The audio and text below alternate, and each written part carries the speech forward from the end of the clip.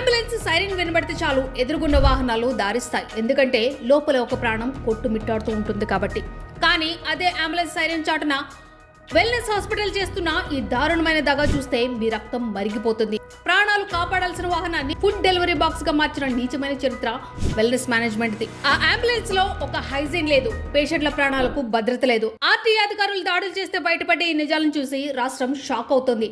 ఆ అంబులెన్స్ లకు ఫిట్నెస్ లేదు, ఇన్సూరెన్స్ లేదు, కనీసం ఆక్సిజన్ సిలిండర్ కూడా లేదు. అంబులెన్స్ లో ఉన్న స్ట్రెచర్ చూస్తే శవం కూడా లేచి కూర్చునేలాగా ఉంది. శవం కూడా లేచి కూర్చుంటుందేమో. పాత ఇనుప సామాన్ల షాపులో ఉండాల్సిన డొక్కు వ్యాన్లకు రంగులేసి రోడ్ల మీదకు వదిలేశారు. ఈ అంబులెన్స్ వల్ల లోపల ఉన్న రోగికి ప్రమాదం, రోడ్డు మీద వెళ్లే సామాన్యుడికి ప్రాణాంతకం. ఇదేనా వెల్నెస్ హాస్పిటల్ మార్క్ వైద్యం?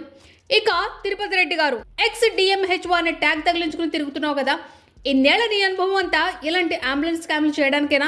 నీ అనుభవం మొత్తం ఆడవాళ్ళను తిట్టడం, వాళ్ళ మీద చెయ్యెత్తడం, వాళ్లతో కలిసి డాన్సులు చేయడం, ఇదేనా నీకున్న శ్రద్ధ? వాటి మీద ఉన్న శ్రద్ధలో 1% అయినా హాస్పిటల్ అంబులెన్స్ ఫిట్నెస్ మీద లేదా? మెడికల్ డైరెక్టర్ అనే హోదాలో ఉండి ఇలాంటి చెత్త పనులు చేయడానికి సిగ్గనిపించడం లేదా నీకు?